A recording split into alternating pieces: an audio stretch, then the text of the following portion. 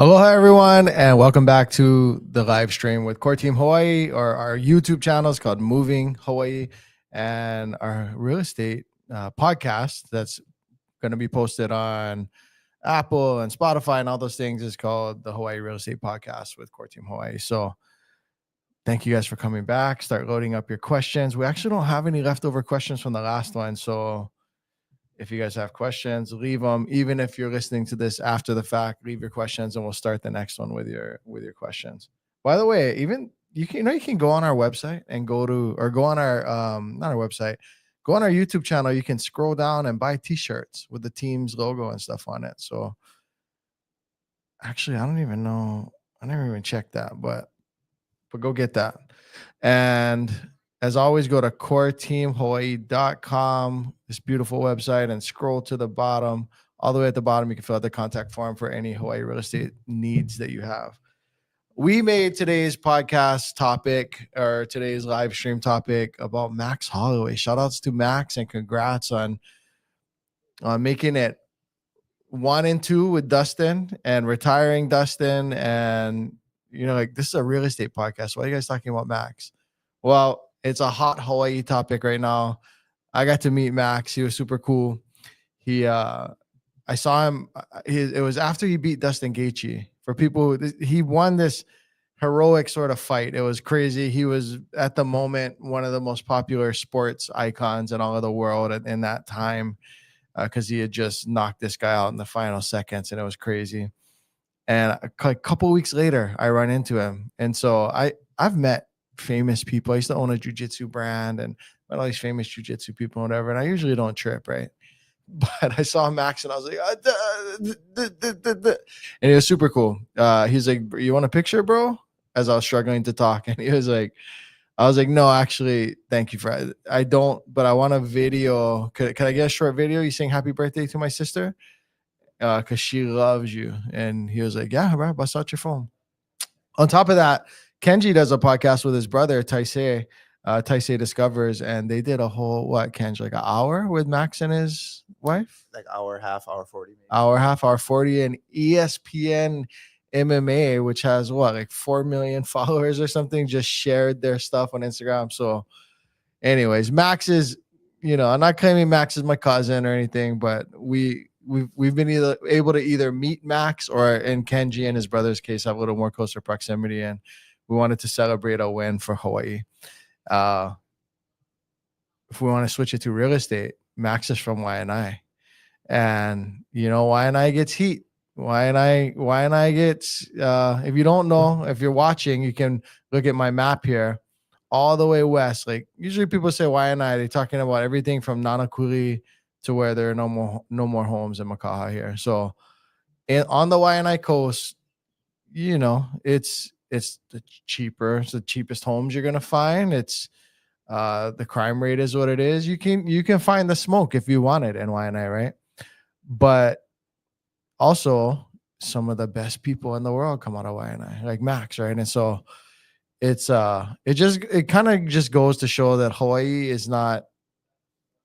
It's not like anywhere else. You could be some person who lives in the Orange County of Oahu, which is more this Hawaii Kai sort of area, but then one of your best friends might be from Waianae. It's just excuse me, it's just a different thing here.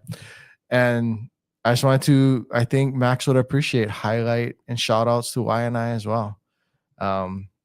We have a couple of our kind of self brags, our things that our reviews are in process. So people who are either about to buy a house, about to sell a house, they are actively buying or selling in escrow, or they just finished. They answer the phone when our assistant calls, and they give some feedback about the process. It's a way for me as team leader, who I can't just talk to everyone all the time. It's a way for me to, the way it was birthed is for me to keep in touch with our clients, and for the clients to have an opportunity to say, "Nah, you know what? Have Derek jump on the phone with me. I need to ask him about something," or give some personal feedback. But almost always that's not the case. It's just super positive. Like, no, don't need Derek to call us. The team's crushing it. So we got a couple of those as well. But Here, let me bring it up from Kenji. I'm gonna read one of them to you guys now. So the first one is just for Mahe. It's from Juan. And he said, they had to put their goals on hold. They're not retiring yet, but Mahi has been fantastic. She is fantastic. Yeah, so these people were potentially going to sell. We weren't pushy. We didn't push hard. We actually selling another home in their neighborhood. And, long story short, it didn't work out that they're moving yet, but still fantastic reviews. So good job, Mahi. All right, let me dive into the live here. Do we have any comments, questions? Okay, no comments, questions. My YouTube on my phone's it's not allowing me to go in it for some reason. Yeah, I don't know why. But okay. Yeah. Cannot. I had a couple of people reach out from our last live on the contractor saga thing. So actually I'd want shout outs to Tolba's Roofing. Because Tolba's Roofing, Ernie and Joni Tolba, he called me up and goes, "Hey, this is your good contractor." Basically like, bro, I know you're not talking about me. And no, I wasn't talking about you. And actually, I try not to throw too much shade at anyone, but I was just stating my experience. A couple people who I think you should work with them. They solid, but they just weren't communicative, and it didn't happen on my home, And so, and then I actually had a couple that was I did have one that was annoying, but I'm not gonna get into that. I wouldn't work with the person, again, it was kind of annoying, but no, everything's going at this point going good, and it's probably happening the way it's supposed to be, right? The paint's looking cherry, the drywall was great, and the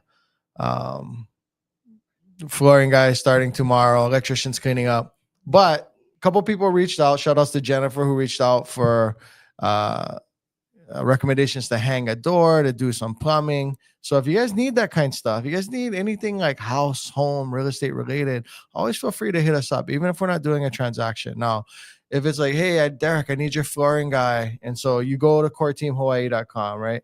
You go here to our page, you scroll to the bottom, you fill out the form, and you're like, hey, I need a flooring guy. Who you got? What kind of flooring or what kind of roof, whatever. I'd answer you back. We're going to try and, treat the process the way it's supposed to be treated when you're coming in to buy a house or sell a house, right? Call you right away and all that stuff. You need a flooring recommendation. Don't be upset with me if it takes me half a day or something to get back to you, but we'll get to you. But yeah, shout outs to Tolba's Roofing. That's who's doing my roof. And I'm the one slacking on the roof. I never give them my color and do all this stuff on that. So shout outs to Tolba's Roofing on that. Shout outs to CNS Drywall too. They did a good job on our drywall. And bro, painting. I'm painting the garage right now. That thing is hard. Leave me a comment if you think you could paint a whole 2-story house. I can I paint it? Could I do a good job? Bro, I'm just painting the garage, and it's just annoying. So, and if you have contractors that you think we should know about in Hawaii, drop those in the comment section as well, because I want to know who your people are, and who you think we should be looking out for. And the thing about contractors too, and the thing about anyone is there are seasons, right? And so when you get to a company that's big and scaled up like Amazon, there's no season. There's no like, oh, Amazon will be good in October, but in March the service fell off. Shouldn't be that way when you're in that situation, right? But when you have small businesses that provide a service, it may vary, right? Like your massage therapist may be on their game one day and not so much on their game the next day. For contractors especially, I find that it can just depend. What's their workload? Are they 2 months out? If they're 2 months out, they come be at your job. You need it done quicker, rather than tell you, regardless of price, I just wouldn't be able to do your job in the timeline you need it. But thanks for considering me. They just tend to not do that. They just disappear, right? Also on pricing. If you feel you're getting price gouged and you're getting charged way too much, it's you don't have to take that bid for one, but it's just that they're busy, they're too busy. And so if they're gonna drop what they're doing or they're gonna have to subcontract someone, right? So I'm gonna bring in guys to finish the job I'm doing so I can start this one, or I'm gonna subcontract guys to do your job. Usually you see these crazy prices that are ridiculous. It's because they don't have the capacity to do the job, and they're gonna have to, bend some things and hire some people to get the job done. We did Aria Lane this past Sunday. Aria Lane is a development in Manoa. When you think Manoa in town, you don't think new development, but they're taking the old St. Francis School, they're turning it into they're repurposing it. I think they're rebuilding some, building new, and then repurposing in general the grounds. It's an interesting one. They had to get approval from the Vatican because it was a Catholic girls' school. Of course, all the approvals and stuff with the city and county of Honolulu. It's an interesting one to have a new development in Manoa. When we're there, it's interesting because Manoa is this old town with old architecture and an old feel with a lot of character, but then you have this new stuff. I will say saving grace is at least it's towards the front and it's in its own sort of pocket.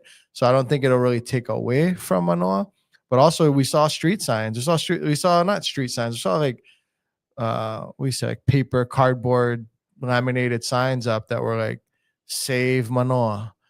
And so it's interesting how I feel like in Hawaii, you just see more of that. You see more of like save this, save that. Don't build here, don't build there. Maybe you see it too. Kendra, where on the mainland you think you'd see that kind?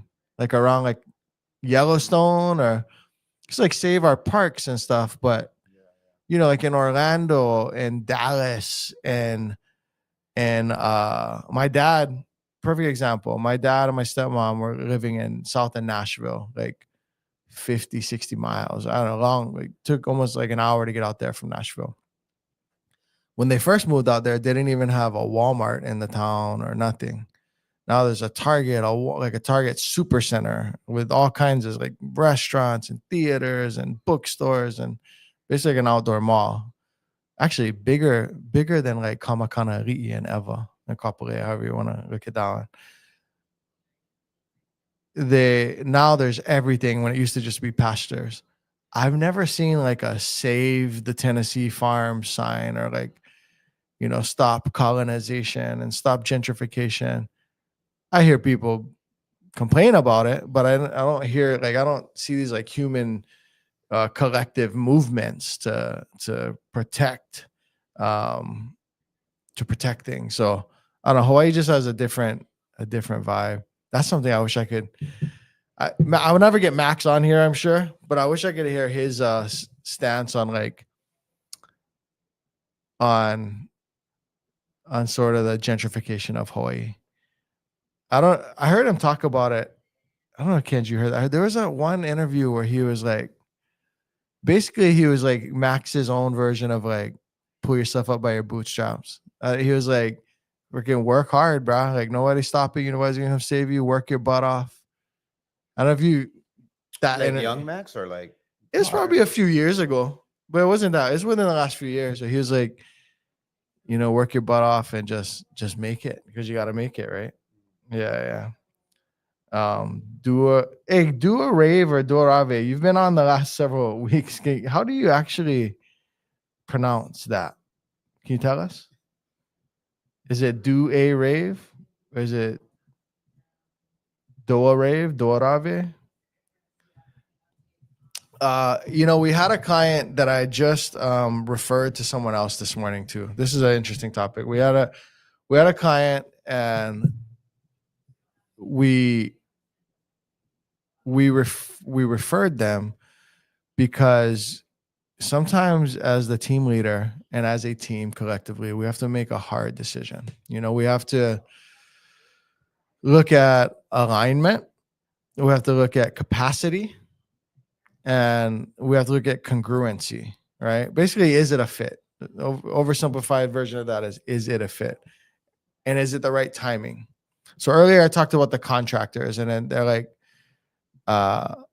sometimes they'll just ghost you, or maybe they'll take the job and not do a good job, right?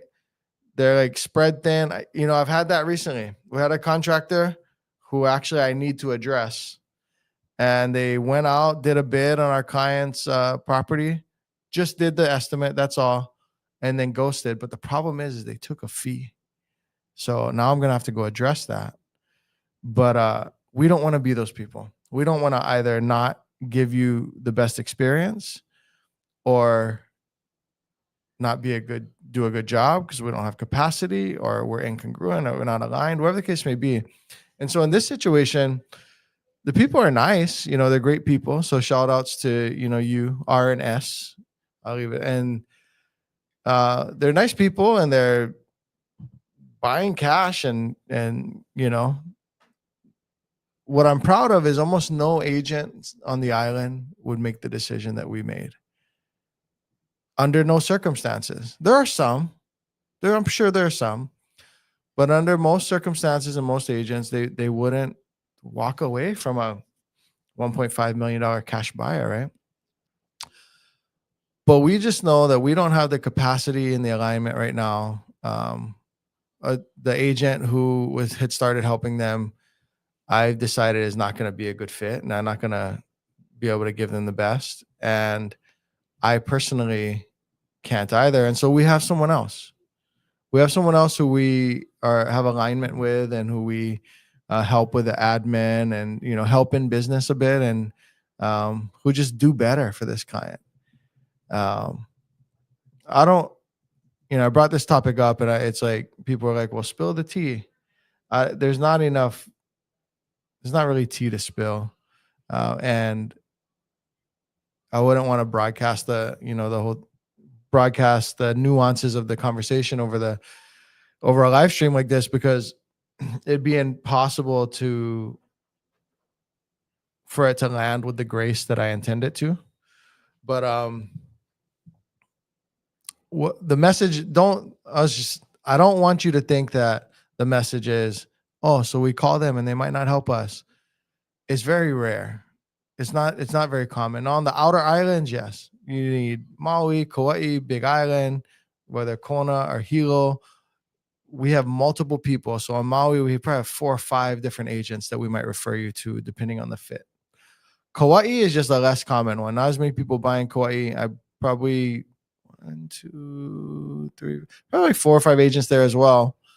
And then on the Big Island, more than that. But we have like our go-tos in Kona and our go-tos in Hilo. You kind of divide Big Island into 2 different sides. The third would be potentially Waimea. People are moving to Waimea. I have another guy who I prefer because he lives up there, and it is out there. So for outer islands, neighbor islands, for sure. But for Oahu, it's almost never that we are referring. If we do, it is a seller who says, I need $2 million for my house. I know that every other house around here is sold for 1.8, 1.9 million. But mine has to sell for 2, or I need 800,000 for my townhome. I know that there are 5 of the same townhomes sitting right now at 750, 770. But I think I'm going to list mine for 800 because we just painted. And so in that case, we sometimes, protect everyone, the experience of the seller, as well as the capacity and energy of the team, and make sure, in like an instance, if we're going to spend $4,000 in marketing, but the potential earning is $4,000, the potential, assuming we sell, right, is $4,000. And now multiple people are getting paid on my side, right? But it may not make business sense to move forward the listing. And so then maybe we make a referral. On the buy side, maybe it's, I want $2 million homes, but I want them for less than what they're worth, or whatever the case may be. Now we're behaving more like an investor, right? And so our team doesn't actually work with investors in that sense, like a flipper who wants to write 100 offers because they on bigger pockets, or Robert Kiyosaki, Rich Dad Poor Dad, said that, if you write enough offers, you'll eventually find that person with the pain at the right time that your cash solves. And I have nothing against that. This is America. This is a free market, and I celebrate it. But we don't work with investors in that sense. And so on the buy side, it'd probably be more common that something like that. Like we don't work with investors. And so if someone's more of an investor type and they need someone with more of that schedule and that approach and that tolerance and that calendar, then we may do us all a favor, be very gracious. In Hawaii, there's a word pono, be very pono and just say, you know what? I'm not going to do what most agents would do and just start with you, try write some offers, see if I can make the commission. And then if it's not working, I just start to fall off and fade away, stop communicating. It's not good for anyone, right? So we try to do the right thing at all times. And so we don't have any questions in the chat. We're trying to make this a fairly quick one today because we are going to shoot a podcast after this, like a long form podcast. We're going to do it. Well, just a little foreshadowing to a video that will come in the next month or so, maybe in the next few weeks. We're going to do a podcast, Mahi and I and Kenny, about him being from the mainland, without any negative connotation to the word, being holiday and moving to Hawaii, and what that experience has been like. Has he had problems, people calling him out? Has it been a good experience? What has it been like? Where does he live to have that experience? If he lives somewhere else, would he have a different experience?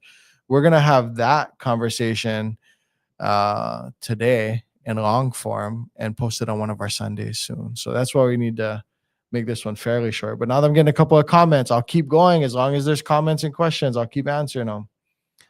Okay, so Doa Ray.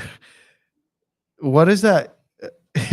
What is that? Do you know how to pronounce it now? I was thinking, is it like Have? Like, Doa, but it's probably Doa Rave. Doa Rave.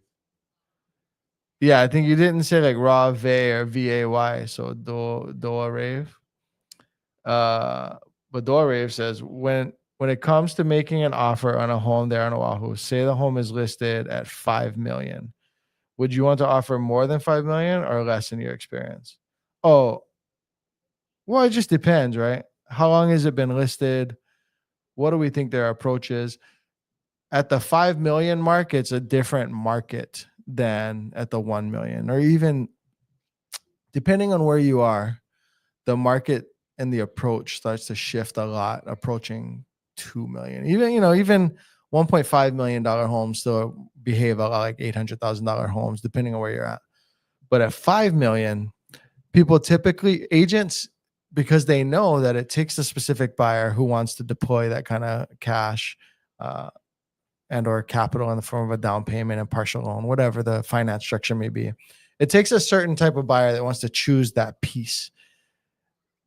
I might use the word piece before I'd use asset when I'm at the $5 million mark, right? And so that person, there may be the person out there that wants to choose that piece of real estate today, but it might also be 300 days from now. It really depends on where are we talking 5 million. 5 million in Makaha, 5 million on Hawaii Lower Ridge, Kahala. It just depends. But in general, and how long have they been listed? So typically an agent isn't listing a $5 million property or a $6 million property at 5 million to start a bidding war so that they then can they expect to get multiple offers the first 2 weekends, and then they're going to create this multiple offer situation. That's not typically the listing approach at 5 million. And so my buying approach doesn't account for that. So I'm probably not going over unless we find ourselves in that situation, right? Unless we find ourselves early on in a multiple offer situation. And depending on what you, the clients, what your needs, what your capacity, what your wealth picture is, this have to, if I don't have this home the rest of my life's going to be ruined, or is this just I have the power to buy 5 million? There's going to be another nice house that comes up. So no, I'm not going to approach this in writing an above asking offer. So it really depends. It's hard to answer a question so generically when it comes to offer strategy, but the short answer is it depends. Buying cash, he says. Okay, if I am, Kenji pointed out that you say you're buying cash full, no loans. The fact that you're cash it matters less than you think. It depends. When we're on the listing side, we prepare our sellers for sometimes cash buyers are the worst buyers. Cash buyers. So just that question, right? Cash buyers tend to want to offer under. And if you're say you're at the $1 million price range or $800,000 price range, and there's a cash buyer, well, it depends how that contract's written. Are they writing in and some sort of appraisal contingency? So they still want the home appraised. They still want some third party person to say that it's worth 800 before they give you the 800 Benjamins, right? Or what are dollar bills? Washingtons? I forget. Yeah, Washingtons, right? They probably give you the $800,000. It just depends. Sometimes we avoid cash buyers. They're more problematic, more entitled. And what? A cash buyer is going to close in maybe 2 weeks, whereas the buyer with a loan is going to close in 4. And so if you're selling for 800 and you can get 800, but the person needs an extra 2 weeks for their loan to get approved, but the cash buyer wants to buy for 750, what would you do as a seller? Would you compromise 50,000 of your net worth to 2 weeks? In most cases, no. But occasionally they need out because whatever extenuating circumstances, someone's going to die or someone did die or someone is moving or the baby's on the way and we're entering 3rd trimester. And I know if we don't go quick, then we're not going to be able to get this next home that my dad's going to sell me, but my dad's only going to sell it to me if I can get him the cash and the next, whatever the case, then maybe they take 750 cash. But in most instances, someone's not going to, what's the advantage of cash? You close 2 weeks earlier. Now there are some other advantages, right? Like you don't have to have conditional loan approval, final loan approval. You don't have to have this whole packet delivery. You don't have to have the risk mitigation of the loan if there's association problems. It all depends. Right? In a condo with association and problems or certain litigation, and so now it forbids certain kind of lending, and so you're cash at 750. But most people with most loan types can't even buy my property. Now your 750 starts to make more sense, even though I wanted 800. But if you're in the cul-de-sac in Mililani, remodeled, everyone's going to want it, but you're cash, but the next person isn't, it might be like, well, who cares? So it really, really, really depends. Maybe we should do a whole episode on cash buyers. Maybe that'll be at least a future live. We'll do a whole episode and it'll be good for sellers to hear and for buyers to hear who may potentially be cash. So maybe we'll do that. Michael, are there concerns? Are you putting those numbers on there? No. Oh, that shows up. Okay. Are there concerns with a mainlander living on the west side? That's a loaded question. There could be concerns or could be no concerns anywhere. But blanket statement without more information, just speaking generically and sort of lacking information and nuance, I have more concerns with you living there than Kailua. I'll say that. Also, there's a hot topic thing running around the social media. This girl in Kailua made a video calling out an uncle. So she has her phone and she's like, "What, old man? Old man, dad, just keep driving, old man," And the old man is, white looking, Holiday or Caucasian looking, but he's obviously very local. And he's like, he starts yelling at him and he's like, "Put the phone down," or what? And Hawaii has come after that girl. So she lives in Kailua, but if you want to be a crappy person and like denigrate and insult our elders in any town, the people could come after you. And so much so that that girl, I think, canceled her Instagram, yeah, or she deactivated it Yeah. because there were people trying to find her on the island. So that's crazy. But you know what? Did you see her story? I looked at it. She's like, also egging him on. oh, she was. Yeah. This girl's like, I keep sending my location, and Hawaiians keep saying they want to come and meet up with me and beat me up, but no Hawaiians have come so far. Starting to think Hawaiians aren't so tough.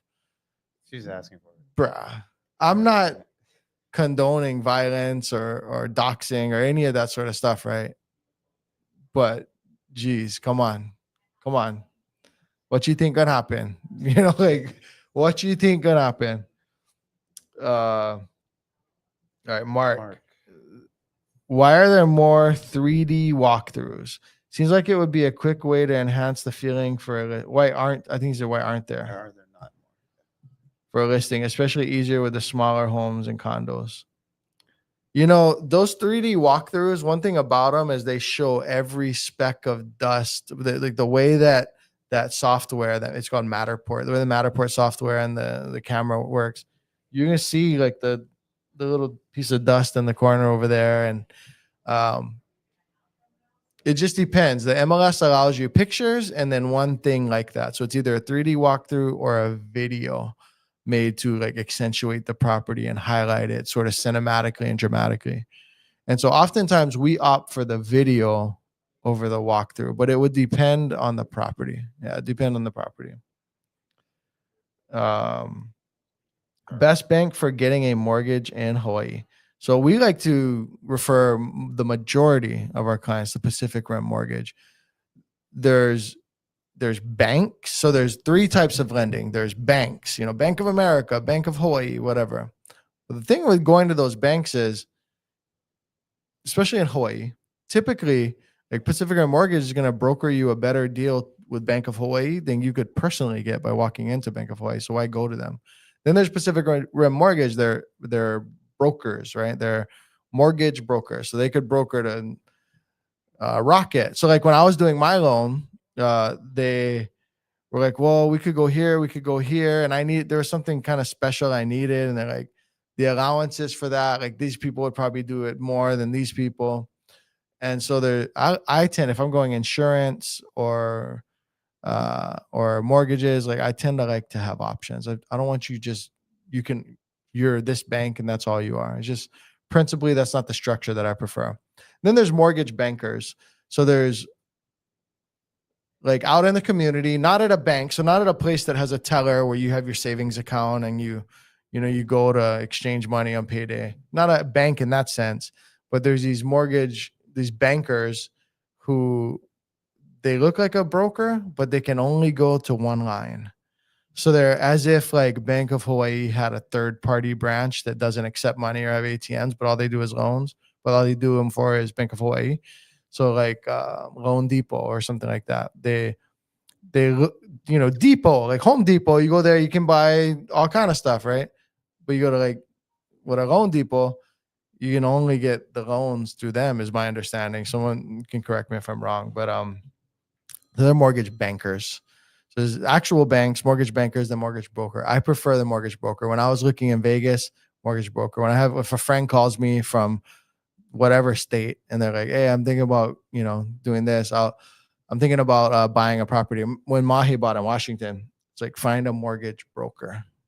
Typically don't prefer to go through banks, but depends. Are you doing a physician's loan? Are you you need a portfolio loan because the building has certain stipulations. So there's nuance that goes into that as well. Puffkin, from a seller's point of view, what is the difference between accepting cash versus a loan? Do you get the payment faster, slower, increments with a loan? Yeah, so we talked about that earlier, and we're probably going to do a whole episode on this now. But cash usually can close in like 2 weeks. I mean, it could close sooner, but sometimes it takes longer. It's really up to, there could be outside circumstances, but in a regular situation, it's up to the buyer. How quickly do they want to close? And I just say 2 weeks. Whereas getting the loan typically will take 30 days. And so that's the thing is like cash buyer, it just depends. they just happen to be cash? Are they entitled cash buyers? You have to look at it with your own set of criteria and discretion, because sometimes cash buyers are not optimal, but sometimes they are. So it really just depends. What's a workable credit score for a fee simple condo in Waikiki? That's more of a lender question. Jody isn't here today, and it depends on what loan type are you getting. If it's an investment and you're doing a DSCR, then the credit really doesn't matter. But you want like 680 or better. And the thing is, once you start getting below a 720, I believe your interest rate's going to start to go up a little bit, or you may have to pay some more points to keep the interest rate. So a workable, meaning like lowest possible threshold, I don't know, probably low 600s. But what I would say is book a call with lender no matter what if you have questions about credit, because they're going to help to guide you on your credit score and how you can improve it. Harold says, mahalo. Michael Flores, I know I grew up in a side of town in Texas where it was all about respect and your attitude. It was Wild West rules. Police often did not get involved unless they had to.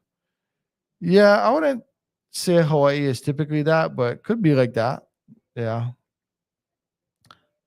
Puffkin, we caught up on questions, Jack. Yep. All right. Rogue Guide Steve, what's up? All right, guys. Sorry, this is a quick one. We're going to get going. We got work to do. We have escrows. Thank you for the questions. If you're watching, you have more questions, comments, please put them. Kenji will save them for the next live, and that's what we'll open with.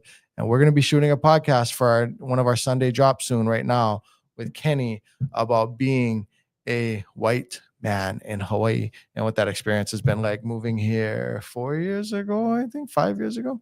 So look for that